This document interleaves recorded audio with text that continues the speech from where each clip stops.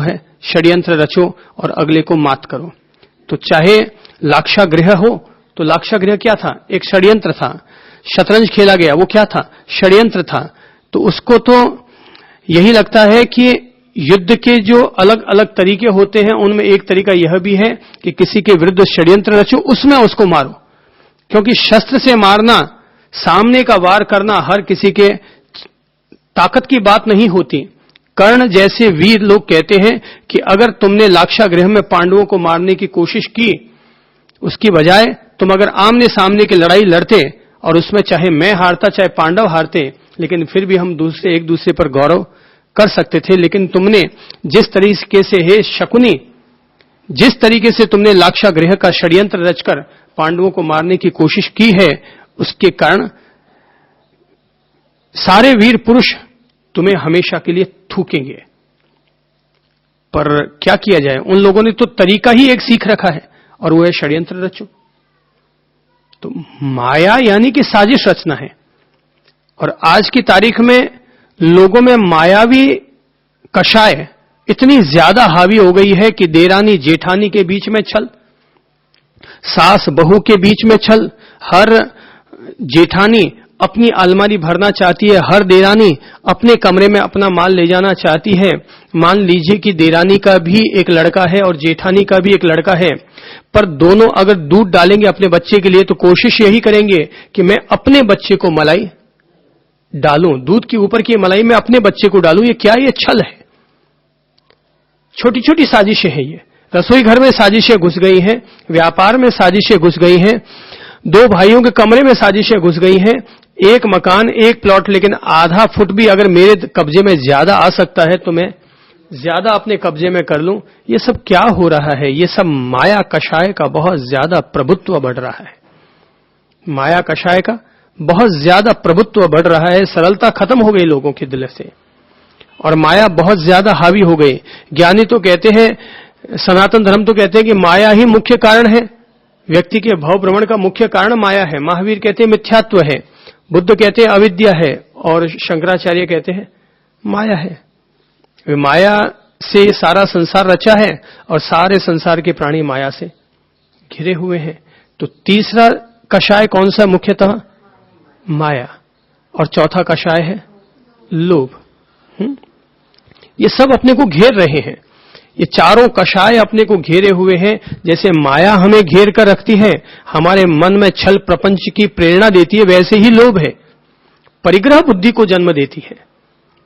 लोभ है वो परिग्रह बुद्धि को जन्म देता है। हमारे जीव को, हमारे मन को लोभ के कारण कभी संतोष नहीं हो पाता और अपन हर चीज को और भी रख लूं, अटाड़ा भी रख लूं, पटाड़ा भी रख लूं।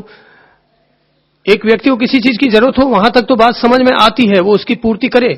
लेकिन लोभी जीवड़ा एक पीढ़ी की चिंता नहीं करता, वो 7-7 पीढ़ियों की चिंता करता है। वो आपके अपने धर्म इतिहास में कहानियां आया करती है, जैसे कि मम्मण सेठ। क्यों? यही नाम है ना, तो मम्मण सेठ। तो कहते हैं 7-7 पीढ़ियों की व्यवस्था है, लेकिन इस बारे में चिंतित है कि 8वीं पीढ़ी की तो अभी तक व्यवस्था हुई नहीं। 8वीं पीढ़ी की तो व्यवस्था हुई नहीं। और कहते हैं कि वो रात को, दिन में तो व्यापार किया करता, रात को स्पेशल लकड़ियां काटने के लिए जाता और उससे जो पैसे आते, उसने अपने तल भंवर में 2 बैल बना रखे थे और उन पर सोने का काम कर रहा था। बोले सींग बन गए, लेकिन एक सींग अभी भी बाकी है। तो सोने का सींग बनाने के लिए रात को लकड़ियां बेचता और तो और वो शमशान घाट में चला जाता और वहां की आधी जली हुई लकड़ियों को बीन कर ले आता, उसके कोयले बनवा लेता, फिर उन कोयलों को बेचता। यानी ये सब क्या है? ये लोभी जीवड़े के परिणाम है। ये सब लोभी जीवड़े के परिणाम है। एक सेठ 7 पीढ़ी की व्यवस्था कर चुका था, लेकिन उसको चिंता थी कि 8वीं पीढ़ी की क्या व्यवस्था हो, 8वीं पीढ़ी क्या व्यवस्था हो। तो कहते हैं कि उसके अपनी ही पड़ोस में जो ब्राह्मण रहता था, तो एक संत आया और उसने कहा कि भाई तू 7 पीढ़ी की सोच रहा है, तो एक काम कर, तू अपने पड़ोसी के यहाँ चला जा, तुझे पता चल जाए कि वो कितनी चिंता करता है। तो वो वहां जाता है और 5 सेर गेहूं उसको देना चाहता है। ब्राह्मण के यहाँ गया है तो ब्राह्मण केवल उसमें से आधा किलो गेहूं कबूल करता है, बाकी 4.5 किलो लौटा देता है। बोले कि मैं तो एक दिन में आधा किलो गेहूं से, मेरे परिवार में इससे ज्यादा गेहूं उपयोग में नहीं आता, इतना ही आटा चाहिए। बोले आधा किलो चाहिए, बोले कल आएगा काम। बोले कल जो भगवान देगा वो कल की व्यवस्था भी देगा। अब पता थोड़ी है कल वो हमें गेहूं खिलाना चाहता है कि बादाम खिलाना चाहता है, अब ये तो उसकी व्यवस्था पर निर्भर है। तो कहते हैं तब उस सेठ को अक्ल आती है कि यार मैं तो 7-7 8-8 पीढ़ी की सोच रहा हूं और ये व्यक्ति अपने कल की भी नहीं सोचता। पर जिनके भीतर लोभी जीवड़े की भावनाएं पैदा हो जाती हैं, ऐसे लोग केवल परिग्रह बुद्धि रखते हुए अपने पास सामानों का, पैसों का, जमीन जायदादों का संग्रह करते रहते हैं। और सच्चाई तो यह है कि जो लोग ज्यादा संग्रह करते हैं वे लोग मरने के बाद अपने उसी संग्रह की हिफाजत के लिए कोई तो चपरासी के रूप में पैदा होता है, कोई सांप बिच्छू के रूप में पैदा होता है, कोई घुन दीमक के रूप में, कोई काकरोच के रूप में पैदा होते हैं और वो वहां जाकर के उसकी रखवाली के लिए या उसको खाने के लिए, उसका उपभोग करने के लिए लग जाते हैं। इस तरह से हम लोग अपनी गति बिगाड़ बैठते हैं, त्रियंच गति में चले जाते हैं। किस वजह से? हमारी अपनी परिग्रह बुद्धि के चलते, लोभ के चलते। तो फिर क्या किया जाए? ये 4 प्रकार के कषाय हमारी आत्मा को निरंतर साल रहे हैं, निरंतर अपन लोगों को गिरा रहे हैं, बांध रहे हैं, प्रभावित कर रहे हैं। थोड़ा सा इनका निमित्त मिलते ही हमारा मन लालची हो जाता है, हमारा मन लोभी हो जाता है, हमारा मन मायावी हो जाता है, हमारा मन क्रोधित हो जाता है, छोटा सा निमित्त मिलते मात्र से। तो क्या किया जाए? आज के ध्यान सूत्र में जब हम लोग कदम रख रहे हैं तो मूलतः कषायों पर विजय प्राप्त करने की ही हमें प्रेरणा दी जा रही है और हमें ऐसे आलंबन धारण करने की प्रेरणा दी जा रही है जो आलंबन इन कषायों पर विजय दिला सके। आज से हम लोग आर्त ध्यान, रौद्र ध्यान, धर्म ध्यान और शुक्ल ध्यान, 4 प्रकार के ध्यानों में से शुक्ल ध्यान की तरफ अपने कदम बढ़ा रहे हैं। धर्म ध्यान को अपन लोगों ने समझा, धर्म ध्यान को अपन लोगों ने समझा कि जो व्यक्ति स्वयं ज्ञान ध्यान स्वाध्याय में तत्पर रहता है, जो व्यक्ति साधु जनों का कीर्तन करता है, उनके गुणों का अनुमोदन करता है, उनका विनय करता है, उनकी प्रशंसा करता है और सुपात्र दान दिया करता है, ऐसे लोग धर्म ध्यान के पथिक हुआ करते हैं। आज से अपन लोग चिंतन और मनन करेंगे, अपने जीवन में रोशनी पाने की कोशिश करेंगे और वो है शुक्ल ध्यान के बारे में। शुक्ल शब्द का अर्थ होता है श्वेत, निर्मल, पवित्र। तो शुक्ल ध्यान में प्रवेश करते समय जिस पहले सूत्र को अपन लोग लेते हैं वो है, जिन मत में क्षमा, मृदुता, ऋजुता, निर्लोभता आदि गुणों की प्रधानता है, इन आलंबनों से साधक शुक्ल ध्यान में आरूढ़ होता है।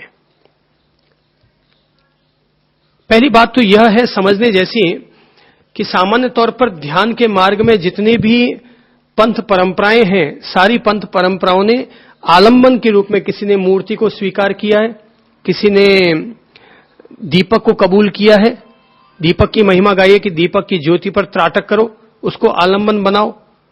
स्वयं महावीर भी कभी आड़ी तिरछी रेखाओं को आलंबन बना लेते थे, लेकिन यहां पर ध्यान सूत्र में ज्ञानी जिस मार्ग की प्ररूपणा कर रहे हैं वो मार्ग यह है कि वो आलंबन किसको कहेंगे। मूर्ति को आलंबन नहीं बना रहे हैं, मुहपत्ति को आलंबन नहीं बना रहे हैं, किसी शास्त्र के वचन को आलंबन नहीं बना रहे हैं। वो किसको आलंबन बना रहे हैं? क्षमा, मृदुता, ऋजुता और निर्लोभता, इन 4 तत्वों को आलंबन के रूप में ग्रहण कर रहे हैं। ये आलंबन क्यों? आलंबन की बात कही, लेकिन आलंबन, ये 4 आलंबन क्यों कहे गए? ये 4 आलंबन इसलिए कहे गए ताकि अपन लोग 4 कषायों पर विजय प्राप्त कर सके। 4 कषायों के जो आलंबन होते हैं, जो निमित्त होते हैं, उन पर विजय प्राप्त करने के लिए ये 4 आलंबन कहे गए हैं। अगर अपन लोग कार्य और कारण के सिद्धांत में विश्वास रखें, कारण को हटा दो तो वैसा कार्य अपने आप नहीं होगा। ये बबूल का बीज बोएंगे तो बबूल का पेड़ लगेगा ना। बबूल का बीज ही अगर हमने काट डाला तो फिर बबूल का बीज कहां से आएगा? बबूल के फल या बबूल का पेड़ कहां से उगेगा?